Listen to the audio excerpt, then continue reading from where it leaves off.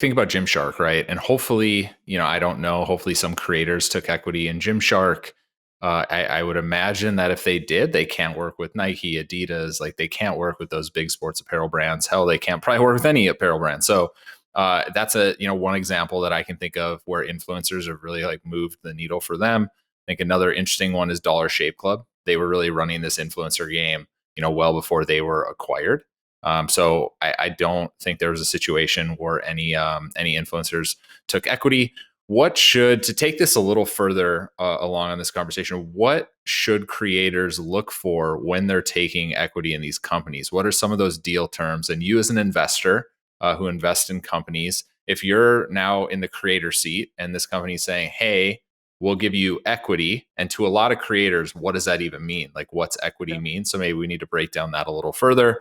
Yeah. What are you kind of looking for in terms of like what that deal is and what that deal looks like?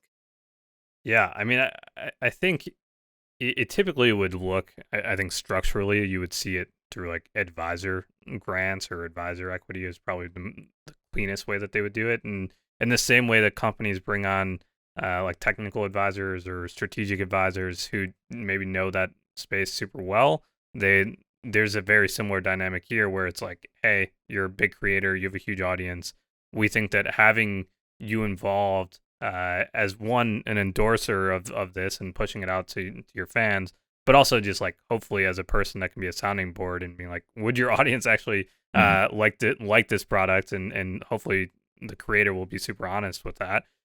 That is the highest level of how it would work. I think uh, those advisor deals, could range. I think obviously if it's super early stage, maybe you can ask for more. Like, you can ask for these like large percentages. But I think once you get past, I don't know, let's just say like 3 or 4%, you're basically becoming a co-founder of this business. And if you're becoming the co-founder of this business by taking 5, 10, 15, 20% of this business or even more, uh, the whole dynamic of you being involved with that company changes. And you will, like, the expectations of you change as well. Like, you're now expected to be super involved and be Mhm. promoting this. And again, because you have to remember, there's tons of early employees who aren't seeing that same upside. They're seeing maybe 1% or 2% or whatever it might be, or 0.5% for being there really, really, really early, and they're working every day towards making that better. And if you're this creator who's getting 10% of this business and they make videos and they drive audience to it, but if that's not what they're working on every day and they're continuing to do other brand deals and things like that, it's just a totally different dynamic. And obviously, if you're the founders of that company and you're like, why did I give up 10% to this creator who did a one-time promotion or a five-time promotion? That's not good for anyone. Like, you're just going to create people that are like really bitter at both sides. So I think the perfect situation in I don't know how this will actually work. Like, I think someone will figure out the exact format of this, but I think it looks like an advisor equity in exchange for number of videos or brand deals or posts, whatever it might be. And you basically structure it.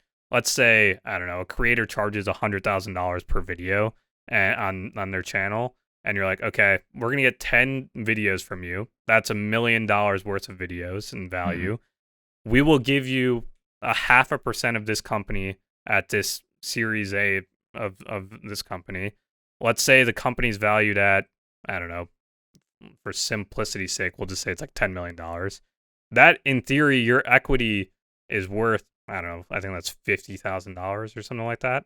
Yeah. So obviously, to the creator, you're like, what the hell? Like, if you just do the simple math, you're like, I'm gonna get paid $50,000 in shares of this company when I'm giving up $1 million worth of value.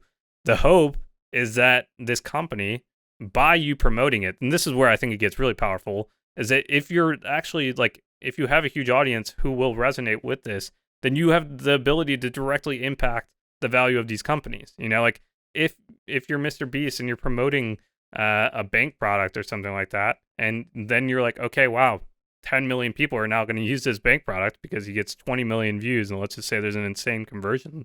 That changes everything for these companies. And as a result, your $50,000 worth of equity that you got today should be worth substantially more. And obviously, 5, 10 years from now, that should be the life changing money that, like, it's all in the power laws. There's going to be Yeah. more often than not it's going to fail. That's just how this works. Most startups fail. But on the off chance that you work with one, and the reason why I think it's compelling is because as a creator with a huge audience, you have the distribution in some ways to brute force these companies into relevancy. And not in like, you can't make them succeed, but you can definitely get people to talk about them or try the product. If the product ends up being poor and people didn't like the product, then that's on the company itself. But like, you have the chance to really change the trajectory of these companies. And that's where I think like it can work really well for both parties. So what I've seen these deals start to look like, and I remember what they looked like in 2018, and I think companies have gotten a little smarter now with influencers, is they're tying certain metrics to equity, right? They're saying, okay, we'll give you 1% or 0.5% of equity just for getting involved in doing a video. But then we're also going to give you X amount of shares on a, install basis, right? If you're able to convert X amount of fans, you get to here. And if you're able to convert another amount of fans, then you get to that next bonus structure that unlocks, say, more options or shares within that company. And so the deals that I've seen, at least that we've been looking at in the past 6 months, have been structured a little differently. It also seems that there is some vesting schedule associated with these shares. And for those of you who don't know what a vesting schedule is, it's just, basically an amount of time at which your shares in that company, take to get to a point where they actually have that value, where you actually really own them, right? And so they usually have like a 1 to, I've even seen aggressively like 4-year, which an employee usually has 4-year vesting schedule. Yep. But I have, seen offers now on a 4-year vesting schedule. So people are getting smarter at structuring these deals for influencers. That's why, to me, over the next, few years, we're going to see these deals become normal. Whether it's in it, they're probably going to be small, right? 5,000 shares here, 10,000 shares here, vesting over a certain amount of years with bonus metrics associated with them.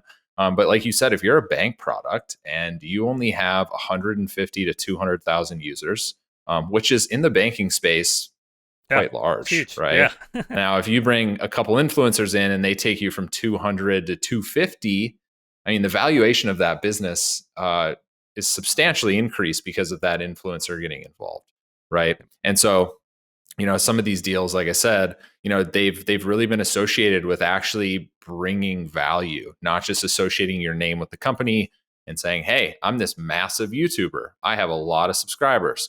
They're saying, no, like, prove your actual value. We know that our company is already worth $50 million. Prove that you can make our company worth $100 million, and you will in turn reap the benefit. And so, it's exciting for me to see as the person on the other side of the table helping the influencer that, founders are starting to understand how these deals should be structured.